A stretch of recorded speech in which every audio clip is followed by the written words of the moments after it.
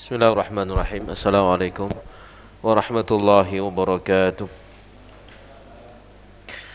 Innal hamdalillah nahmaduhu wa nasta'inuhu wa nastaghfiruh wa na'udzu billahi min shururi anfusina wa sayyiati a'malina may yahdihillahu fala mudilla lahu wa may yudlil fala hadiya lahu. Asyhadu an la ilaha illallah wahdahu la syarika lahu wa asyhadu anna Muhammadan abduhu wa rasuluh. Allahumma salli wa sallim ala nabiyyina Muhammadin wa ala alihi wa sahbihi ajma'in. Ya ayyuhalladzina amanu taqullaha haqqa tuqatih wa la tamutunna illa wa antum muslimun. Amma ba'd. Fa inna asdaqal hadithi kitabullahi wa khairal hadi hadi Muhammadin sallallahu alaihi wa ala alihi wa sallam wa syarral umur muhdatsatuha wa kullu muhdatsatin bid'ah wa kullu bid'atin dhalalah wa kullu dhalalatin finnar. Jamaah sekalian rahimani wa rahmakumullahu ta'ala, semoga Allah subhanahu wa ta'ala melimpahkan segenap rahmatnya kepada kita semuanya. Alhamdulillah, dengan karunia Allah, dengan taufik dari sisi Allah subhanahu wa ta'ala, kita kembali bisa hadir dalam majlis yang mubarak ini, kajian rutin kita setiap Selasa yang kelima, yang kita mengkaji di dalamnya kitab Mi'atu Wasilatin Liyuhibbakallahu wa Rasuluh, 100 sarana agar Allah dan Rasulnya mencintaimu, yang alhamdulillah dengan karunia Allah subhanahu wa ta'ala kita insyaallah malam hari ini sampai pada pembahasan sarana yang ke-29. Betul ya? Yaitu al-wasilatu tasi'at wal ishrun, sarana yang ke-29, yaitu husnul dhanni war raja'u fi rahmatillahi. Berhusnuzan dan berharap terhadap rahmat Allah subhanahu wa ta'ala. Sementara sarana yang sebelumnya, yakni poin yang ke-27 adalah al-khawfu minallahi ta'ala, takut kepada Allah subhanahu wa ta'ala. Nah, sekarang poin yang ke-29 adalah berbaik sangka dan berharap terhadap rahmat Allah subhanahu wa ta'ala. Berkata di sini muallif, aksul wasilati sabiqati ar-raja'u, lawan atau kebalikan dari sarana yang sebelumnya untuk mendapat rahmat atau mendapatkan cinta Allah subhanahu wa ta'ala adalah roja, yakni berharap. Kalau sebelumnya adalah takut, maka kita bahas sekarang ar-roja, berharap. Wa husnul dhanni bi rahmatillah, dan berbaik sangka dengan rahmat Allah subhanahu wa ta'ala. Sebagaimana dikatakan oleh para ulama rahimahumullahu ta'ala, seseorang itu dalam beribadah kepada Allah subhanahu wa ta'ala, maka dia harus menggabungkan antara cinta, kemudian khauf, yakni takut kepada Allah, dan roja, yakni berharap kepada Allah subhanahu wa ta'ala.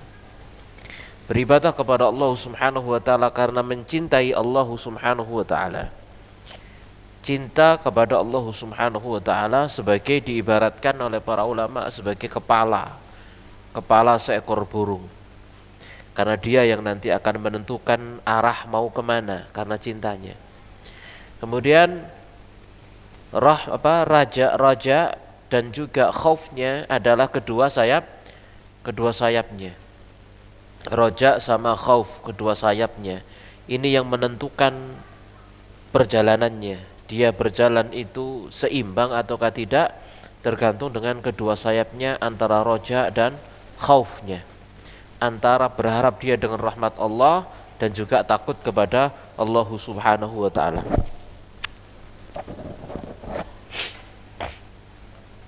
Orang yang lebih mengedepankan rojaknya, berharap kepada Allah subhanahu wa ta'ala, kemudian mengalahkan rasa takutnya kepada Allah subhanahu wa ta'ala, terlalu berharap, lalu jadinya tidak takut kepada Allah, maka seperti orang Murji'ah. Yang orang Murji'ah itu mereka berpandangan bahwasannya iman seseorang itu tidak akan bertambah dan tidak akan berkurang. Kalau dia sudah beriman, maka tidak akan bertambah karena ketaatannya, juga tidak akan berkurang karena kemaksiatannya, ya. Ini orang-orang Murji'ah, jamaah sekalian rahimani wa rahmakumullahu taala. Kalau orang-orang yang mendahulukan rasa takutnya kepada Allah, lalu dia mengesampingkan roja, maka jadilah dia adalah orang Khawarij yang kemudian mudah sekali mengkafirkan orang-orang yang berbuat dosa. Pelaku dosa besar misalkan, kemudian mereka langsung mengkafirkannya. Ya, di mana mereka seakan-akan berpandangan iman itu harus naik terus. Kalau turun, tidak boleh turun, ya. Seakan-akan demikian. Sekali maksiat maka dia terjungkal ke dalam kekafiran, begitu. Waliyadzubillah. Ya, adapun Ahlus Sunnati wal Jamaah di antara keduanya, antara roja dan khauf itu berjalan seimbang, sehingga perjalanan dia menuju Allah Subhanahu wa taala menjadi lancar, tidak timpang, tidak serong kanan, tidak serong kiri. Sebagaimana sayap seekor burung, tatkala sayap kanannya itu merendah ke kanan, maka dia akan belok ke arah kanan. Kalau sayapnya merendah yang ke arah yang sebelah kiri, maka dia akan berbelok ke arah kiri seperti itu, ya. Baru dia akan bisa maju ke depan, lempeng jalannya menuju arah tujuannya tatkala seimbang antara sayapnya kanan dan kirinya. Jamaah sekalian rahmani wa rahmakumullahu taala, berkata mu'alif di sini, wal muslimu, dan seorang muslim la yaghlibu janibul khaufi ala janibir raja'i. Seorang muslim itu sisi rasa takutnya kepada Allah Subhanahu wa taala tidak akan mendominasi sisi harapnya kepada Allah, walal aqsu, tidak juga sebaliknya. Dua-duanya seimbang. Wa innama yarjahu hadza andaka hasba halihi, akan tetapi kata mu'alif di sini beliau sebutkan antara khauf dan roja itu kadang bisa rojih salah satunya sesuai dengan keadaannya.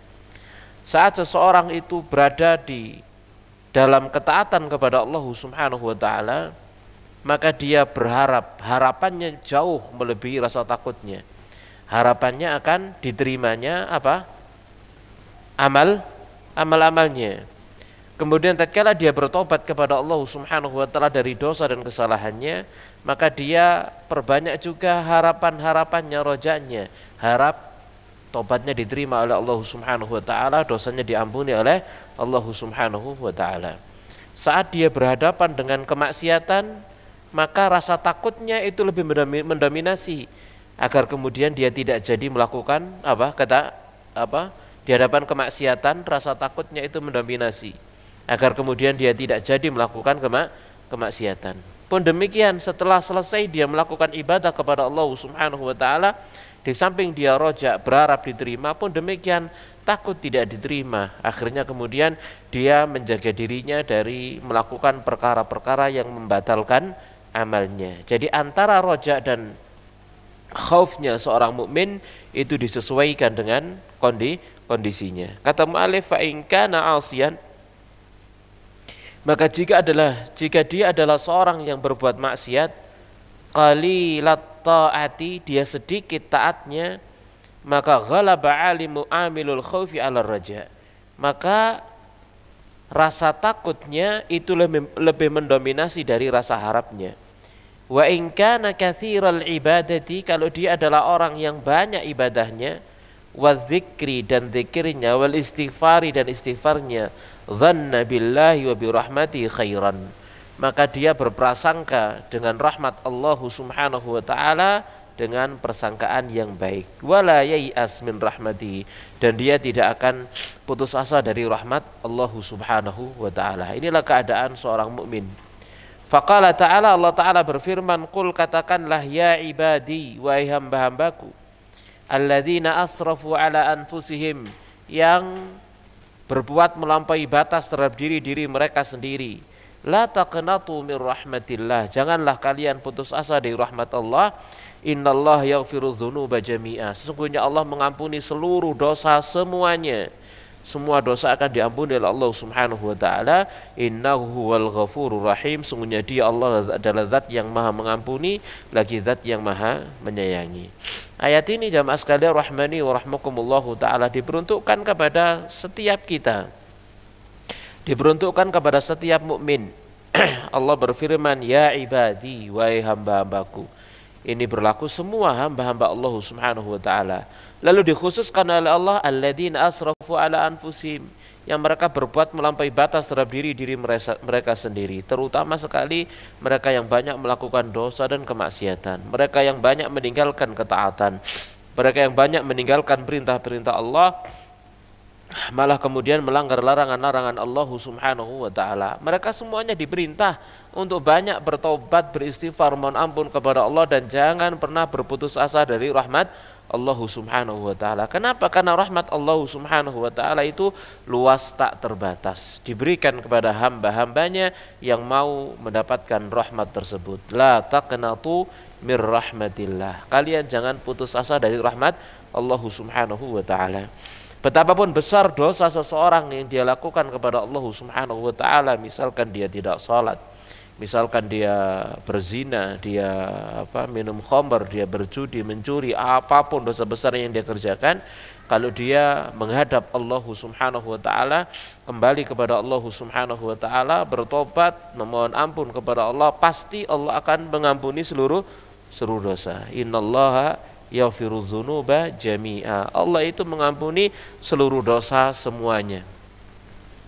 Innallaha la yaghfiru ay yushraka bihi wa yaghfiru ma duna dzalika liman yasha. Allah itu tidak akan mengampuni dosa syirik, tapi Allah akan mengampuni dosa selain syirik bagi siapa yang dikehendaki oleh Allah Subhanahu wa taala. Jadi tidak ada dosa yang tidak diampuni oleh Allah Subhanahu wa taala kalau dia kembali dan bertobat kepada Allah Subhanahu wa taala. Wa qala an-nabi, dan bersabda an-nabi sallallahu alaihi wa alihi wasallam, la yamutunna ahadukum, janganlah sekali-kali salah seorang di antara kalian mati illa, melainkan wa huwa yuhsinu dhanna billahi azza wajal, melainkan dia berhusnudzan, berbaik sangka kepada Allah azza wajalla. Jamaah sekalian rahimani wa rahmakumullahu taala, ini pun pesan dari Nabi kita Muhammad sallallahu alaihi wa alihi wasallam. Tatkala seseorang itu ada pada masa sakit misalkan gitu ya, lalu dia merasa merasa usianya tidak akan panjang begitu ya, kadang orang merasakan demikian. Maka yang harus dia kedepankan adalah rahmat Allah Subhanahu wa taala, husnudzan kepada Allah Subhanahu wa taala, bahwasanya Allah Subhanahu wa taala mengampuninya. Dengan apa? Dengan dia banyak beristighfar, mohon ampun kepada Allah Subhanahu wa taala, ya, banyak berzikir, menyebut asma Allah Subhanahu wa taala, memasrahkan dirinya kepada Allah Subhanahu wa taala. Jangan-jangan putus asa dari rahmat Allah Subhanahu wa taala. Pokoknya seseorang itu selagi masih bernafas, berarti dia masih hidup, berarti pintu tobat tidak pernah ditutup. Selalu akan terbuka untuk dia. Sampai kapan pintu tobat itu tertutup? Nabi Shallallahu Alaihi Wasallam menjelaskan malam yugharghir, selagi masih belum ngorok maksudnya apa? Yaitu suara yang keluar dari seseorang saat nazak, saat nyawa itu tercabut dari jasadnya. Nah saat itulah tobat dia nggak diterima, kalau sudah nyawa sudah ada di kerongkongan. Tapi sebelum itu, tatkala seseorang meniatkan tobat dengan taubatan nasuha, dengan tobat yang sebenar-benarnya, maka pasti akan diterima tobatnya dan pasti akan diampuni oleh Allah Subhanahu wa taala. Seperti kita mengingat kisah seorang yang membunuh 100 jiwa. Awalnya dia membunuh 99 jiwa, yang kemudian dia bertanya kepada seseorang, ditunjukkan kepada ahli ibadah. Dia bertanya, apakah hali min taubah, kan begitu tanya, apakah ada tobat untuk saya? Dia jawab sama ahli ibadah ini, la, tidak ada tobat untukmu. Akhirnya dia dibunuh, sehingga genap yang dia bunuh 100 orang. Lalu dia minta ditunjukkan kepada seorang alim, lalu dia minta fatwa kepada dia, bertanya kepada dia. Setelah dia menceritakan dia telah membunuh 100 orang, hal li min taubah, apakah saya punya taubat? Maka dijawab sama dia, iya, kamu masih punya kesempatan diterima taubatmu oleh Allah Subhanahu wa taala, dengan catatan, dengan syarat agar dia tinggalkan kampungnya menuju kampung yang lain. Kampung yang awal tempat tinggalnya adalah kampung yang dipenuhi dengan dosa dan kemaksiatan. Kampung yang dituju bersama berkumpul dengan orang-orang baik, dengan orang-orang soleh, dengan orang-orang yang taat kepada Allah Subhanahu wa ta'ala. Maka kemudian sekedar hanya dengan dia meniatkan untuk tobat dan niat untuk berangkat meninggalkan kampungnya, hijrah menuju kampung orang soleh, kemudian dia benar-benar melaksanakannya, maka seketika itu pula Allah Subhanahu wa ta'ala mengampuni seluruh dosanya dan menerima tobatnya. Betapa luasnya rahmat Allah Subhanahu wa ta'ala, yang kemudian Allah Subhanahu wa ta'ala menghendaki dia mati di tengah jalan, yang akhirnya diperebutkan oleh malaikat azab dan malaikat rahmat. Malaikat azab berhujjah, dia tidak pernah sujud sama sekali kepada Allah Subhanahu wa ta'ala, dia tidak pernah beribadah sedikit pun kepada Allah Subhanahu wa ta'ala. Ya, ini hujjahnya malaikat azab, dia pengen mengambil dia. Sementara malaikat rahmat berhujjah pula, dia sudah bertobat kepada Allah Subhanahu wa ta'ala. Kemudian Allah Subhanahu wa ta'ala mengutus seseorang untuk menjadi hakim di antara dua malaikat itu. Lalu kemudian diputuskan, hitung jarak antara dia dengan kampung halamannya, tempat banyak kemaksiatan, dan juga jarak antara dia dengan kampung tujuannya. Ternyata dihitung lebih dekat dengan kampung tujuannya, sehingga dia diambil oleh malaikat rahmat. Jamaah sekalian rahmani wa rahmakumullahu ta'ala, kita perhatikan, dengan niat tobat yang jujur, taubatan nasuha, maka seketika itu pula Allah Subhanahu wa ta'ala mengampuni dosanya, ya, dan memasukkan dia ke dalam surganya Allah Subhanahu wa ta'ala. Padahal belum sujud sama sekali kepada Allah Subhanahu wa ta'ala, hanya dengan niat tobat diampuni. Kemudian dengan qada qadar Allah dia wafat sebelum dia melakukan apa-apa di dalam tobatnya. Tapi itulah rahmat Allah Subhanahu wa ta'ala, rahmat yang luas tak terbatas, hingga Nabi SAW bersabda, at-taibu minadz-dzambi kaman la dzamba lahu. Orang yang bertobat dari satu dosa seperti orang yang tidak pernah berbuat dosa, seperti orang yang tidak pernah berbuat dosa. Ini rahmat Allah Subhanahu wa ta'ala yang luas tak terbatas. Jamaah sekalian rahmani wa rahmakumullahu ta'ala, bahwasanya ampunan Allah Subhanahu wa ta'ala datang kepada hambanya itu lebih cepat dari tobatnya hamba itu sendiri. Seseorang di dalam kemaksiatan mungkin dia butuh 50 tahun untuk bertobat, butuh 60 tahun untuk bertobat, tapi begitu dia bertobat tidak nunggu lama, seketika itu pula diterima tobatnya oleh Allah Subhanahu wa ta'ala, tidak butuh lama. Itulah yang dikatakan oleh Nabi SAW tentang Allah Subhanahu wa ta'ala, jika kalian idza taqarrabta ilallah, kalau kalian mendekat kepada Allah Subhanahu wa ta'ala shibran, dengan satu jengkal, maka Allah akan mendekat kepada kamu dengan satu hasta. Kalau kamu mendekat kepada Allah Subhanahu wa ta'ala dengan berjalan, maka Allah Subhanahu wa ta'ala akan mendekat kepada kamu dengan lari-lari kecil atau jalan cepat. Itulah dekatnya Allah Subhanahu wa ta'ala, mendekatnya Allah Subhanahu wa ta'ala kepada hambanya lebih cepat daripada hamba itu sendiri mendekat kepada Allah Subhanahu wa ta'ala. Ini adalah rahmat, ya, dari sisi Allah Subhanahu wa ta'ala. Demikian juga hadis-hadis yang lain atau ayat-ayat yang lainnya, semuanya memberikan pengertian kepada kita, memberikan motivasi kepada kita agar kita senantiasa berhusnudzan kepada Allah Subhanahu wa ta'ala, berbaik sangka kepada Allah Subhanahu wa ta'ala, terutama kepada mereka yang banyak berbuat kemaksiatan kepada Allah Subhanahu wa ta'ala, terutama mereka yang banyak melanggar aturan-aturan Allah, banyak tidak melaksanakan perintah-perintah Allah Subhanahu wa ta'ala. Maka jangan pernah berputus asa, pasti Allah akan memberikan ampunan, dengan catatan kalau mau kembali kepada Allah Subhanahu wa ta'ala, dengan catatan kalau mau bertobat kepada Allah Subhanahu wa ta'ala, pasti nanti akan diberikan ampunan oleh Allah Subhanahu wa ta'ala. Kemudian kita lanjutkan dengan sarana yang ke-30, karena ada kaitannya dengan sarana yang sebelumnya, yaitu apa? Al-buka'u min khasyatillah. kembali kepada Allah Subhanahu wa taala, tobat kepada Allah Subhanahu wa taala, menyesali dosa-dosanya, di antara tandanya adalah menangisi dosa-dosanya.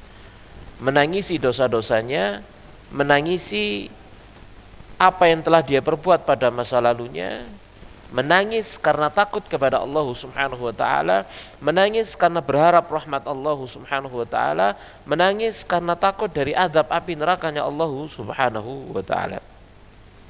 Berkata mu'alif di sini, man tadzakkara dzunubahu wa khafa an yanalahu adzaballah. Siapa yang mengingat-ingat dosa-dosanya lalu dia khawatir, takut dia akan mendapatkan azab Allah Subhanahu wa taala, wa baka khasyatan min, lalu dia menangis karena takut darinya, kanallahu bihi rahiman, maka adalah Allah terhadapnya zat yang maha memberikan rahmat. Dengan rasa takut kepada Allah, menangisi dosa, maka Allah akan memberikan rahmat kepadanya. Allah Subhanahu wa taala berfirman, wa yakhirruna lil azqani, dan mereka tersungkur sujud, yabkuna, menangis, wa yazidum khusyu'an, dan menambah mereka rasa khusyuk. Ya, jamaah sekalian rahmani wa rahmakumullahu taala. Jadi mereka menangis di dalam sholat mereka, menangis di dalam doa-doa mereka karena takut kepada Allah Subhanahu wa taala. Ini adalah sebuah nikmat yang diberikan oleh Allah Subhanahu wa taala kepada seorang mukmin. Nabi sallallahu alaihi wasallam pernah ditanya oleh para sahabat, man najatu? Apa itu keselamatan? Apa itu keselamatan? Ditanya Nabi sallallahu alaihi wasallam oleh salah seorang di antara para sahabat. Maka Nabi sallallahu alaihi wasallam bersabda, amsik alaika lisanak, tahan olehmu lisanmu, wal yasa'ka baituka, dan hendaknya rumahmu itu menjadi lapang bagimu, dan yang ketiga, wabki ala khati'atik, dan tangisi kesalahanmu. Itu adalah keselamatan, kata Nabi sallallahu alaihi wasallam. Pengen selamat, maka diantaranya adalah menangisi dosa-dosa yang pernah dikerjakan. Itu adalah modal untuk mendapatkan keselamatan di sisi Allah Subhanahu wa taala. Demikian juga Nabi SAW pernah bersabda, tuba liman amlaka nafsahu, beruntung bagi orang-orang yang dia menguasai lisannya, wa yasauhu baituhu, dan lapang baginya rumahnya, wa baka ala khati'atihi, dan dia menangisi dosa-dosanya. Sama, kata Nabi sallallahu alaihi wasallam, dikatakan tuba, beruntung bagi orang yang menangisi dosa-dosanya. Jamaah sekalian rahmani wa rahmakumullahu taala. Ada di sana keselamatan, ada di sana keberuntungan.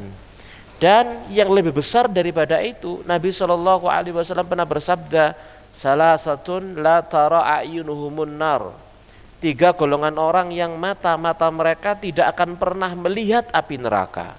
Ini adalah satu bahasa dari Nabi sallallahu alaihi wasallam yang memberikan keutamaan besar bagi orang yang ada pada dirinya sifat-sifat ini, yaitu mata mereka tidak akan melihat api neraka. Tidak melihat api neraka berarti satu, tidak akan tersentuh oleh api neraka. Yang kedua, dijaga hatinya dari kengerian api neraka, karena akan melihat, tidak merasakan seperti apa yang dirasakan oleh orang-orang yang melihat api neraka. Karena pada hari akhir di padang mahsyar neraka didatangkan neraka, ditunjukkan kepada seluruh manusia dari awal sampai akhir. Ya, neraka disebutkan Nabi sallallahu alaihi wasallam memiliki 70.000 kendali. Masing-masing kendalinya dikendalikan oleh 70.000 malaikat. Berarti berapa jumlah malaikat yang mengendalikan neraka jahanam? 70.000 kali 70.000, berapa itu?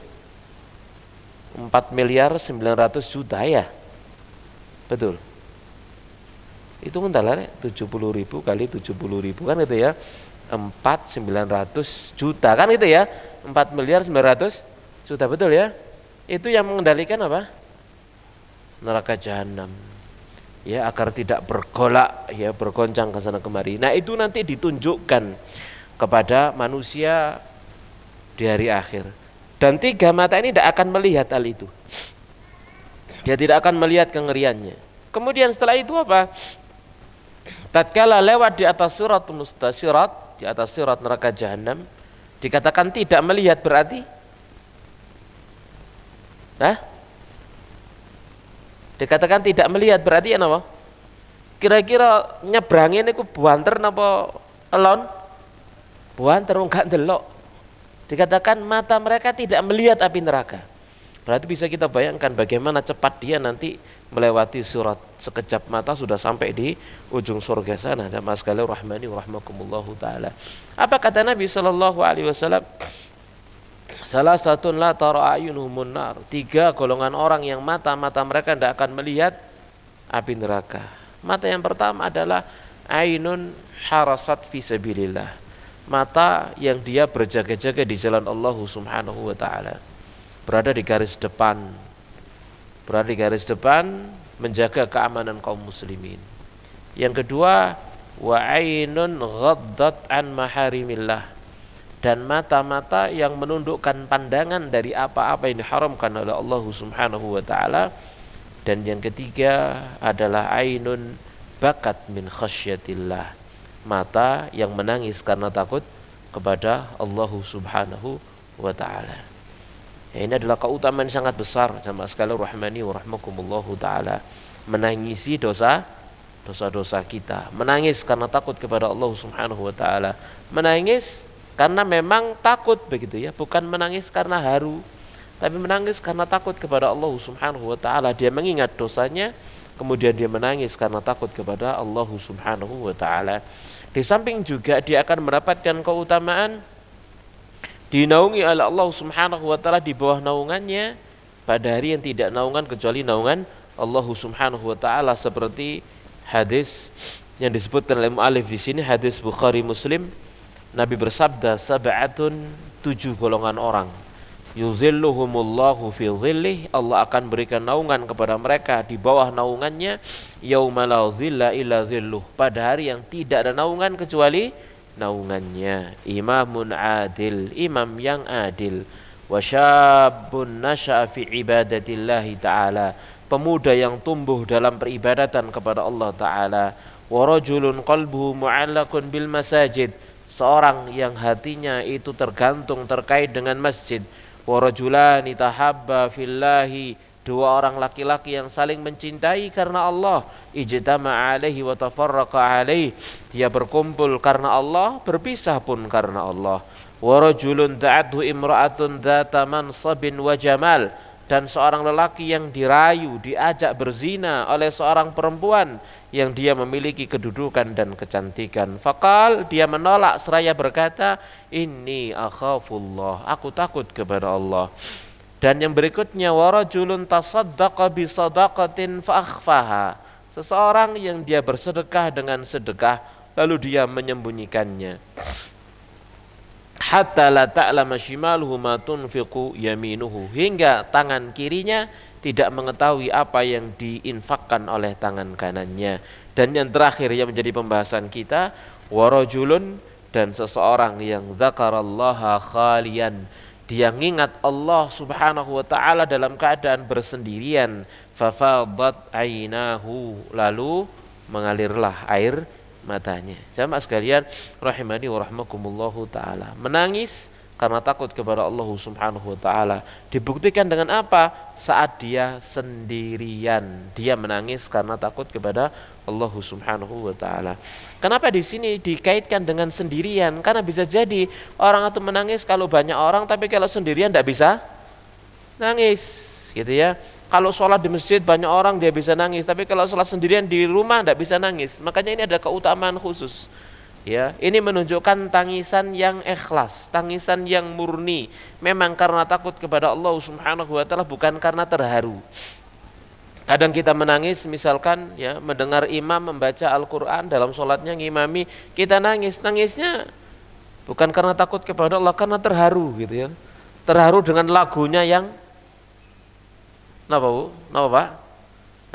Lagunya yang menyentuh, menyayat-nyayat hati gitu ya. Akhirnya kemudian kita nangis bukan karena takut kepada Allah, juga nggak paham apa yang dia baca gitu ya.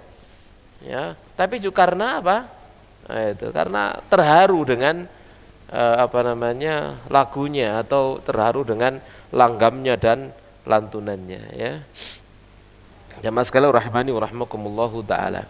Sekalipun memang benar lagu langgam yang indah menurut Nabi sallallahu alaihi wasallam adalah jika engkau mendengarnya yaqra, idza sami'tahu yaqra, jika engkau mendengarnya sedang membaca Al-Qur'an, maka kamu akan berkata innahu yakhafullah, dia sedang takut kepada Allah. Artinya dengan penuh kesedihan, sehingga yang baca nangis dan yang mendengar itu menangis. Namun dikaitkan di sini tangisan yang benar-benar murni karena Allah Subhanahu wa taala adalah saat dia bersendirian, khalian, dia bersendirian, fafadat ainah, kemudian mengalirlah air matanya. Dan Nabi sallallahu alaihi wasallam pernah menjelaskan, Nabi bersabda, innallaha yuhibbu al-qatrataini wa atharaini, atau kama qala Nabi sallallahu alaihi wasallam. Sesungguhnya Allah Subhanahu wa taala itu mencintai dua tetesan dan dua bekas. Apa yang pertama? Qatratu dumu'in min khasyatillah. Yang pertama adalah tetesan-tetesan air mata karena takut kepada Allah. Dan yang kedua, qatratu damin tuhraqu fi sabilillah. Yang kedua adalah tetesan-tetesan darah yang dialirkan di jalan Allah. Ini dua tetesan yang dicintai oleh Allah Subhanahu wa taala. Tetesan-tetesan air mata, dan yang kedua adalah tetesan-tetesan darah. Tetesan darah berjihad di jalan Allah Subhanahu wa taala. Adapun dua asar, maka yang pertama adalah asaru faridatin min faraidillah. Bekas amal fardu dari amal-amal yang diwajibkan oleh Allah Subhanahu wa taala. Ya, bekas ibadah. Kalau poso bekas ibadahin apa, Pak? Lek wong poso bekas ibadahin apa? Abab, kotak-kotak. Ya. Nah, itu ya. Itu kata Nabi SAW apa?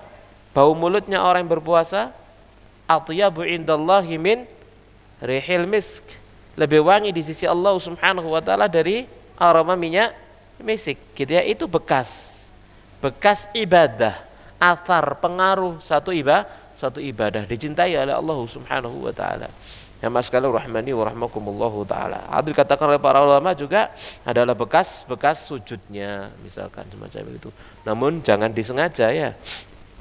Waduh, mari ngaji bekas sujud, asar amal ibadah, akhirnya kemudian sholat di bentus no, cek nang berbekas, bukan begitu ya, bukan begitu maksudnya.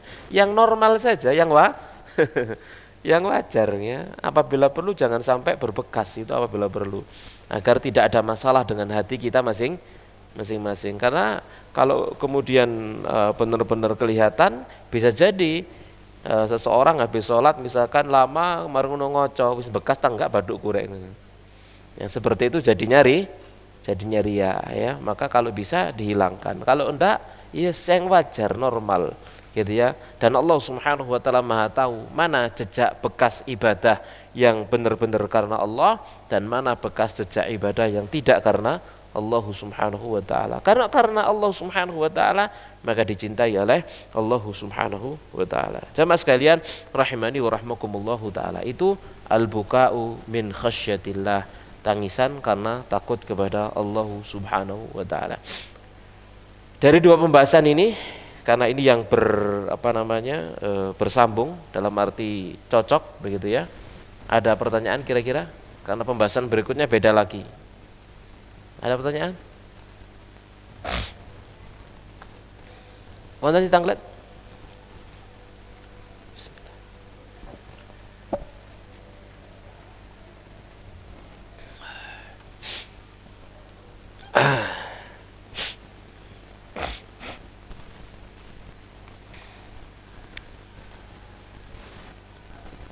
Nggih.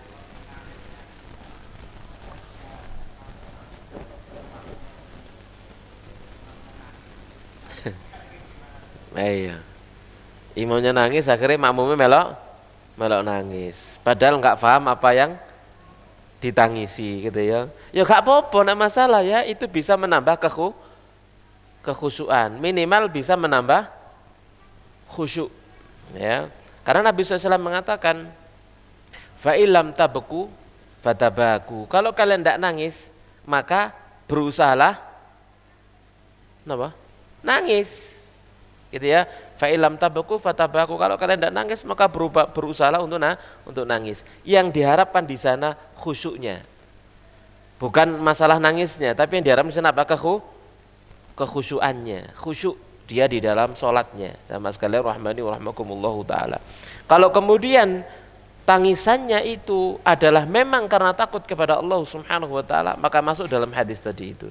Kalau ternyata tidak karena takut kepada Allah subhanahu wa ta'ala, bukan karena itu, tapi karena apa? Terharu gitu ya, atau memang dia berupaya untuk mengkhusyukkan dirinya sampai kemudian nangis. Barangkali misalkan dia menangis, kenapa aku nggak bisa khusyuk ya gitu ya. Ya, wis berusaha khusyuk, seiling ono iling kini, akhirnya nangis, menangisi ketidakkhusyuannya. Ya akhirnya khusyuk kan gitu ya. Begitu. Maka Nabi ngasih apa namanya tips seperti itu.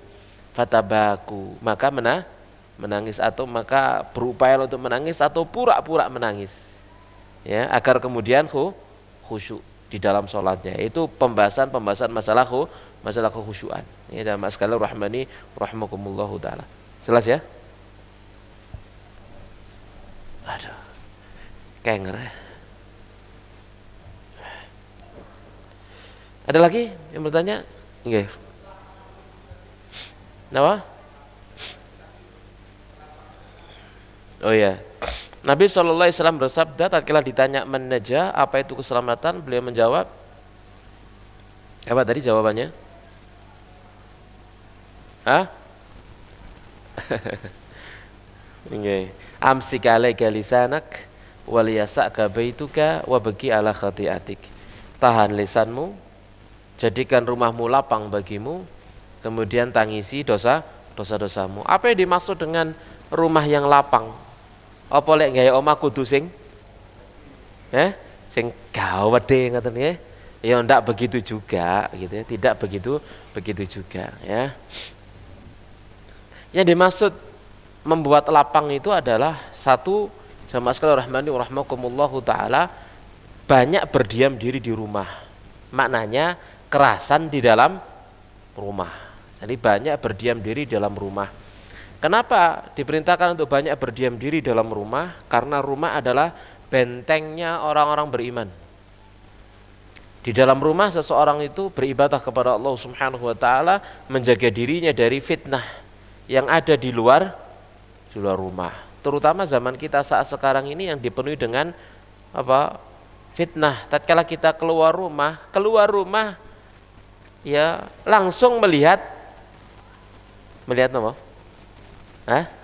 Melihat apa? Melihat maksiat kan gitu ya, seperti itu. Makanya perintahnya adalah di rumah. Gitu ya, jangan banyak keluar rumah kecuali untuk hajat. Hajat seperti apa? Ya, majelis ilmu, sholat berjamaah, dan perkara-perkara yang lain. Kalau tidak ada pentingnya, maka lebih baik di dalam rumah. Di dalam rumahlah seseorang akan bisa berinteraksi dengan keluarganya, mendidik keluarganya, mendidik anaknya, dan seterusnya. Jamaah sekalian rahmani wa rahmakumullahu ta'ala. Jadi itu yang dimaksud dengan apa? Di dalam rumah. Ya. Jadi waliyasaka baituka. Bukan berarti kemudian tatkala kita membaca hadis ini waliyasaka baituka, hendaknya rumahmu menjadi lapang bagimu, kemudian kita jadi orang yang eksklusif, tidak mau serawungan dengan tetangga, tidak mau campur dengan tetangga, tidak mau pokoknya dengan tetangga, wis aku seneng di omah tok, wis dikunci dari dalam gitu ya, wis maru kak kumpulan mbek tonggo. Enggak, itu juga salah. Ingat Nabi sallallahu alaihi wasallam bersabda, man kana yu'minu billahi wal yaumil akhir falyukrim napa? Jarahu. Siapa yang beriman kepada Allah dan hari akhir, maka hendaknya dia memuliakan tetangganya. Bagaimana cara memuliakan tetangga?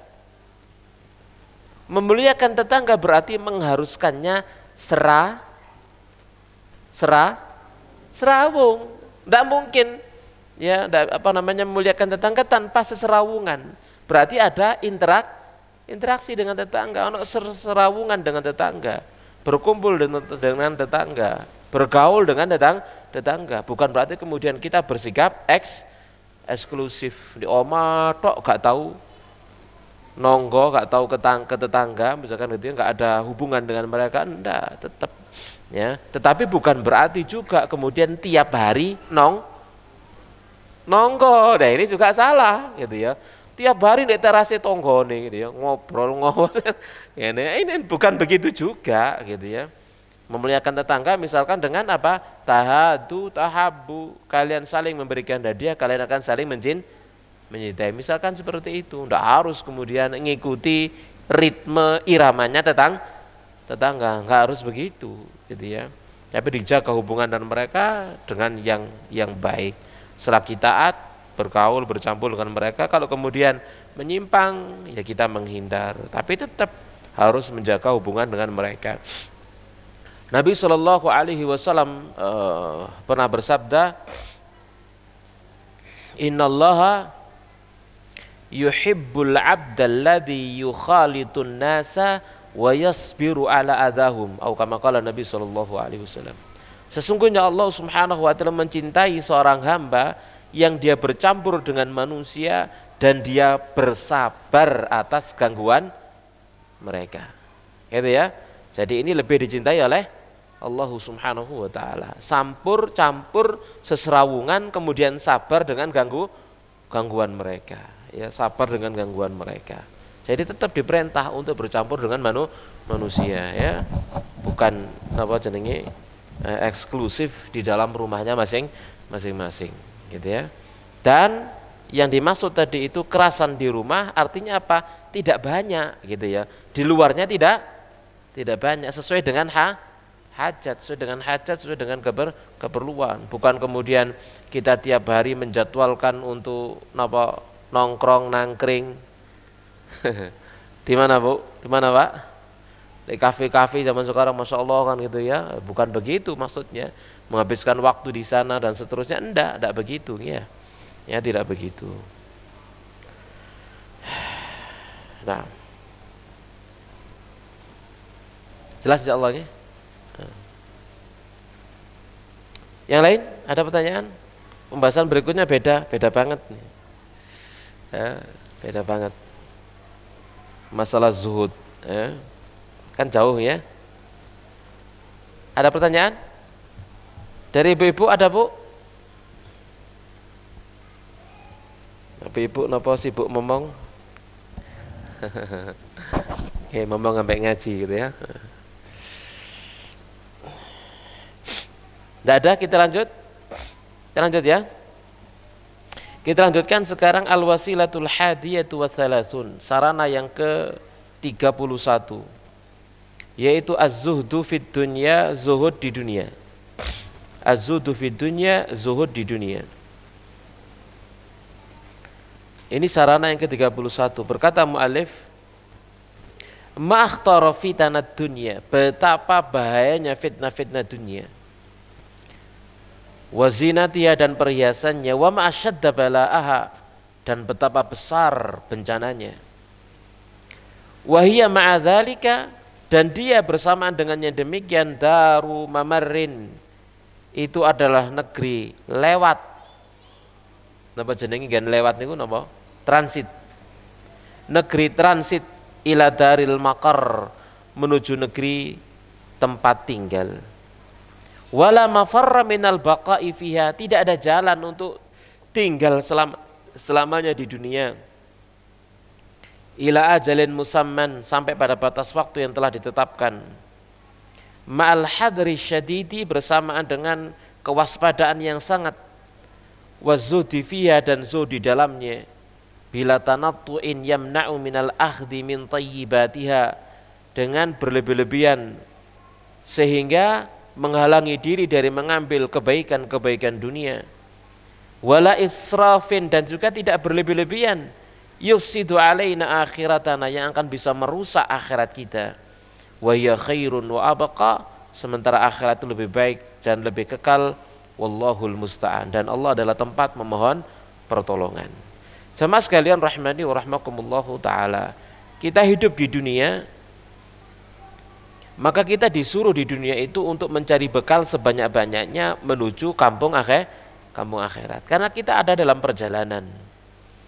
Dan perjalanan di akhirat itu adalah perjalanan yang sangat-sangat panjang, membutuhkan bekal yang sangat banyak. Dan bekalnya itu adalah bekal berupa apa? Amal soleh. Ya, bekalnya adalah berupa amal soleh. Maka kehidupan kita di dunia itu yang cuman sebentar, yang kata Nabi Shallallahu Alaihi Wasallam, umatku itu adalah antara berapa bu? Berapa pak? 60, 61, 62, 60, 63. Sedikit sekali yang melampaui lebih dari itu. Maka itu adalah perjalanan yang singkat di dunia. Tapi kalau di akhirat, maka perjalanan yang sangat panjang. Kita nggak tahu lamanya berdiri di padang mahsyar. Ya, 10 tahun, 20 tahun, 100 tahun, 1000 tahun, enggak tahu.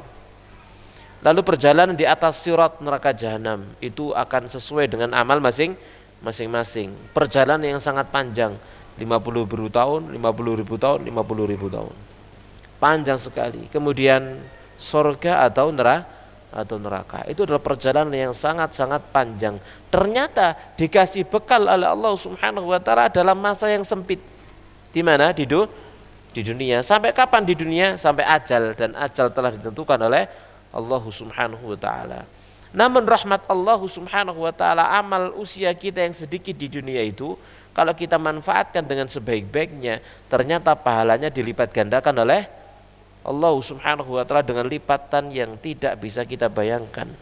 Al hasanatu bi asri amsalha ila 700 dhifin ila adhafin katsirah. Satu kebaikan itu dilipat gandakan 10 kali lipatnya sampai 700 kali lipatnya sampai berlipat-lipat yang hanya Allah Subhanahu wa taala yang mengetahuinya. Itu rahmat Allah Subhanahu wa taala. Jamaah sekalian rahimani wa rahmakumullahu taala. Dan Nabi Shallallahu Alaihi Wasallam memerintahkan kita untuk memprioritaskan kehidupan kita di dunia adalah untuk mendapatkan akhirat, tapi jangan sampai melupakan dunia. Wabtaghi fima ataqallaha daral akhirah wa la tansa nasibaka minad dunya. Cari untukmu apa yang Allah janjikan dari kehidupan akhirat, tapi jangan lupa dunia, bagian kamu dari kehidupan dunia. Allah Subhanahu wa taala menjelaskan wala tansa, kamu jangan lupa nasibaka minad dunya. Artinya apa? Mengambilnya sesuai dengan hajat, mengambilnya sesuai dengan kebutuhan. Tidak berlebih-lebihan menjadi israf, berlebih-lebihan yang nanti merusak akhirat. Kenapa? Karena berlebih-lebihan di akhirat itu nanti akan menjadi beban yang sangat berat. Beban yang sangat berat. Di mana disebutkan oleh Nabi Shallallahu Alaihi Wasallam, jarak antara orang miskin dengan orang kaya masuk surga berapa jaraknya? 500 tahun. 500 tahun. Bisa bayangkan suwene?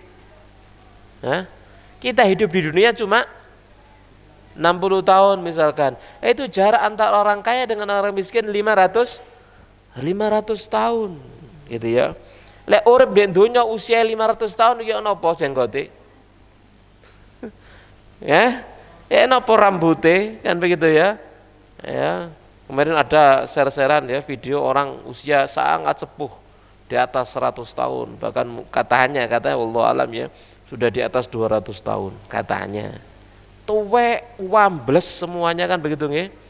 Ya, matanya ambles semuanya dan sebagainya. Itu usia manusia zaman sekarang yang wajar. Ya, dengan fisiknya seperti kita. Beda dengan umat terdahulu ya. Umat terdahulu usianya sampai 1000 tahun. Seperti Nabi Nuh berdakwah selama 950 tahun dengan fisiknya.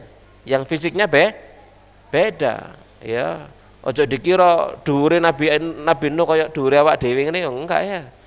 Sangat tinggi, dekat masanya dengan Nabi Adam. Yang Nabi Adam itu tingginya berapa meter? 30 meter menjulang ke langit kayak ndelok napa jenenge sakniku? tower ya. Gitu ya. Nah, seperti itu fisiknya juga berbeda dengan kita. Usianya panjang, fisiknya juga berbeda, kuat ya, dan seterusnya. Jamaah sekalian rahmani rahmakumullahu taala ya. Jadi 500 tahun jarak antara yang kaya dengan yang miskin. Berarti kan beban gitu ya. Kalau beban berat seperti itu kemudian kita sia-siakan, kita diberi nikmat oleh Allah Subhanahu wa taala, kekayaan misalkan, kelebihan harta misalkan, kemudian kita tidak zuhud dengan kaya itu. Kan pembahasan kita kan zuhud ya. Zuhud ini bukan berarti selalu dimiliki oleh orang miskin, enggak. Orang kaya juga zuhud. Bahkan orang miskin pun tidak bisa zuhud. Nah, apa ini zuhudi kan gitu ya. Enggak diopo-opo gitu ya. Ya. Orang kaya zuhud ini. Seperti Utsman bin Affan radhiyallahu taala, saudagar kaya, tapi dia adalah orang yang zuhud. Zuhud itu apa maksudnya? Jamaah sekalian rahmani rahmakumullahu taala. Zuhud itu adalah dunia ada di tangan, tidak di hati. Itu namanya zuhud. Betapapun banyak atau sedikitnya harta yang dia miliki, dia taruh di tangan, tidak ditaruh di dalam hatinya. Ini namanya zuhud. Ya, artinya hatinya tidak tergantung, terikat dengan dunianya. Dunia kadang orang itu mudah mendapatkannya, kalau dia zuhud maka dia juga mudah melepaskannya. Itu ya. Orang zuhud juga yang miskin, susah dia mendapatkan dunia, susah dapat, begitu dapat dia juga mudah melepaskannya. Ini juga orang zuhud. Artinya zuhud itu dunia di tangan, tidak di dalam hati. Orang kaya yang dunia di dalam hati jadi medit, meleki, gitu ya, medit, meleki, bakhil kan gitu ya, karena dunianya di dalam hatinya. Orang miskin, teman-teman ini, orang miskin dunianya di hati, tambah. Ya napa kira-kira? Orang miskin dunianya di hati, ya napa kira-kira? Ya napa kira-kira? Orang miskin dunia di dalam hati, ya napa? Ngawirit, ya. Jadi menyusahkan dirinya sendiri karena khawatir, dengan penuh kekhawatiran dan lain sebagainya ya. Ya juga hasad, hasad napa jenenge? Bakhil ya, medit, meleki dan seterusnya ya. Dan itu dua-duanya adalah jelek ya. Jadi ini makna daripada zuhud ya, jamaah sekalian rahimani wa rahmakumullahu taala. Kita perhatikan Allah Subhanahu wa taala berfirman, ini sudah Isya ya? Ya silakan adzan dulu sih. Monggo. Nanti kita lanjutkan sebentar. Jamaah sekalian rahimani rahimakumullah. Mu'alif kemudian di sini membawakan surah Al-Ankabut ayat yang ke-64. Allah berfirman, "Wa ma hadhil hayatud dunya illa lahwun wa la'ib." Dan tidaklah kehidupan dunia ini melainkan permainan, kesia-siaan dan permainan. Wa inna daral akhirah, dan sesungguhnya negeri akhirat lahiyal hayawan, itulah kehidupan yang sebenarnya. Lau kanu ya'lamun, seandainya mereka mengetahuinya. Jadi ini mengingatkan kita semuanya, kehidupan yang hakiki, kehidupan yang sesungguhnya itu di akhirat, bukan di dunia. Kalau di dunia ini kehidupan yang terbatas, kehidupan yang akan sampai pada ajal masing-masing, tidak akan selamanya. Tapi kalau di akhirat itulah kehidupan yang sebenarnya. Apakah di dalam kebahagiaan ataukah di dalam kesengsaraan. Wa qala Nabi, dan Nabi sallallahu alaihi wasallam bersabda, "Innad dunya hulwatun khadiratun." Sesungguhnya dunia itu manis, menyejukkan mata. Hijau ya, menyejukkan mata. Wa innallaha ta'ala, dan sungguhnya Allah ta'ala mustakhlifukum fiha, menjadikan kalian saling mewarisi, saling mengganti di dalamnya. Fayanzuru kaifa ta'malun, lalu Allah akan melihat apa yang kalian kerjakan. Fattaqud dunya wattaqun nisa. Ini di terjemahnya putus ini ya. Fattaqud dunya wattaqun nisa. Maka bertakwalah kalian kepada Allah terhadap dunia, dan juga bertakwalah kalian kepada Allah terhadap kaum wanita. Diperintah oleh Allah Subhanahu wa taala untuk ingat ini. Kita diingatkan oleh Nabi sallallahu alaihi wasallam, kita di dunia ini dilihat oleh Allah Subhanahu wa taala. Allah ingin melihat apa yang kita kerjakan. Lalu kita disuruh untuk bertakwa kepada Allah terhadap dunia, bukan menjauhi dunia, bukan meninggalkan dunia, karena kita masih hidup di dunia. Tapi di dunia kita jadikan sebagai sebab dan sarana untuk mendapatkan ridhonya Allah Subhanahu wa ta'ala. Demikian jamaah sekalian rahimani wa rahimakumullah, pembahasan tentang zuhud di dunia yang ada kaitannya sebenarnya dengan sarana yang ke-32, yaitu ridha dan qanaah dengan rezeki Allah Subhanahu wa ta'ala, yang nanti akan kita bahas pada pertemuan yang berikutnya biidznillah. Saya kira cukup. Ada pertanyaan terakhir?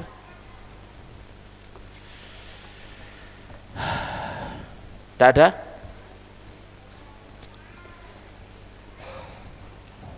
Cukup nggih? Baik, demikian jamaah sekalian rahimani wa rahmakumullah. Semoga yang kita sampaikan bermanfaat untuk kita semuanya. Amin ya rabbal alamin. Kita akhiri wa sallallahu ala nabiyyina Muhammadin wa ala alihi wa sahbihi ajma'in. Subhanakallahumma bihamdik asyhadu an la ilaha illa anta astaghfiruka wa atubu ilaik.